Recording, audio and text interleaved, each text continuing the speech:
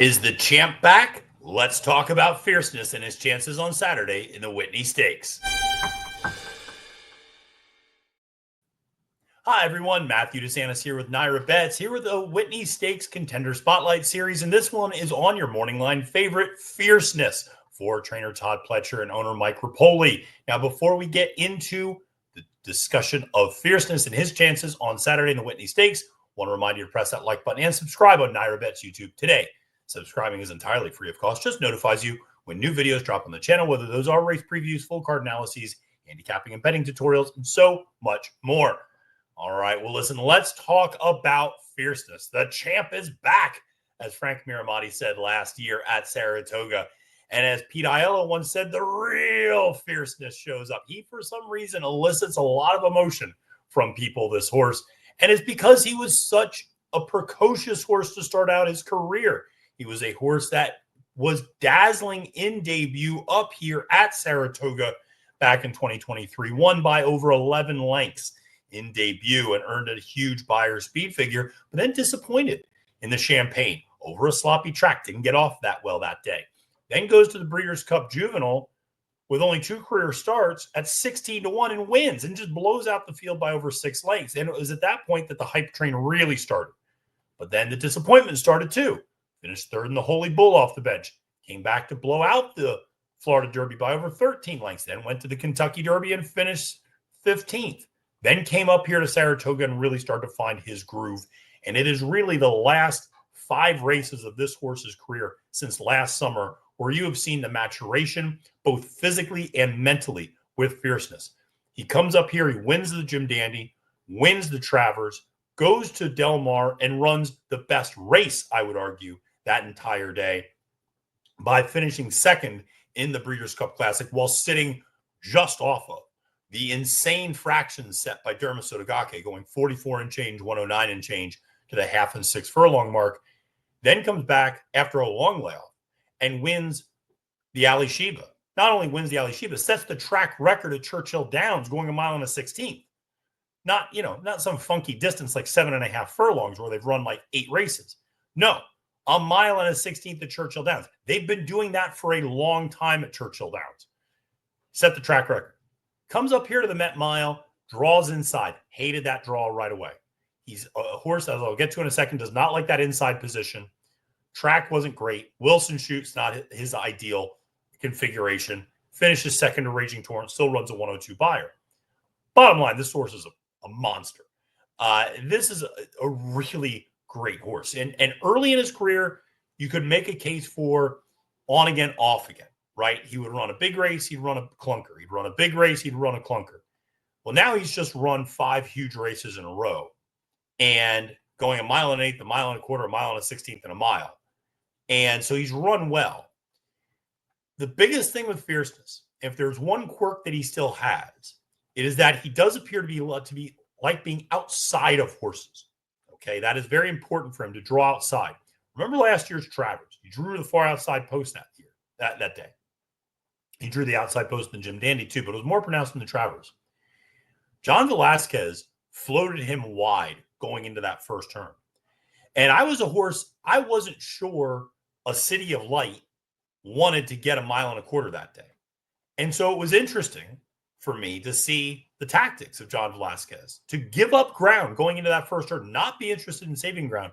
The most important thing with Fierceness was keeping him outside of horses and in the clear. Now, he was sitting 4th early on, to be clear. He wasn't in the lead. When I say in the clear, I just mean there's no horses directly ahead of him. There's horses to his inside, though, or ahead of him. That's fine. But no horses directly in front of him. And when he's in the clear and on the outside of horses, he's not stopping. I got news for you. And so he went wide around both turns, going 1 mile and a quarter, held off Torpedo Anna, had no problem holding off Sierra Leone, as he did in the Jim Dandy, the race before that. And so I think he is a horse that has shown exceptional versatility now as he's gotten older, because he can sit off the pace a lot more. He can rate. And he doesn't need to be up in the lead. And there's not fractions. I mean, outside of what happened in the Breeders' Cup Classic, where they went just insanely fast for that distance of 1 mile and a quarter. If they go 111 flat, let's say, which is a strong pace, if they go 111 flat to the 6 furlong mark, he's not stopping. I got news for you. He's not backing up. And he's a horse that I think is just absolutely dynamite in this spot. Todd Pletcher is off to a tremendous start for the meet, winning 30% of his mounts and entries. John Velazquez knows this horse well, knows how to ride this horse, knows how to get this horse to relax. I think this horse is sitting on a massive effort. Pletcher has won this race 4 times. Chad Brown, who trains Sierra Leone, has won this race 0 times. I'm going to go with the trainer that has more experience getting a dirt horse ready for this race.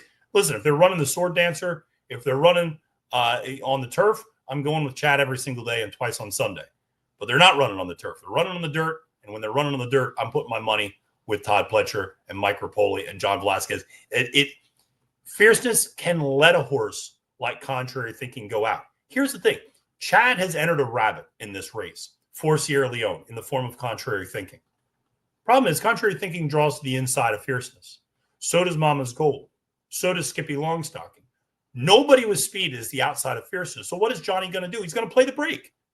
He's going to look at Contrary Thinking and Mama's Gold and say, yeah, you guys go, hey, knock yourselves out up there. Go real fast. I'm going to be out in the clear, sitting a length or 2 off of you guys. I'm going to let you all do the dirty work up front. And then at the top of the stretch, I'm going to take over and inherit the lead. And that's no problem at all because I've not been pressed. I'm not anxious, right? I'm not being pressed. The horse isn't being pressured. And if the horse is able to get in his gallop, then forget about it into his stride. So there's just not a scenario where I think Fierceness has a bad trip. Now, maybe you go, he might not fire. Fair enough. That's a matter of opinion. But I don't think there's a scenario where he doesn't get his trip of sitting 3rd or 4th outside of horses in the clear, rating off the pace. That's the trip. And I think he can sit that trip every single time.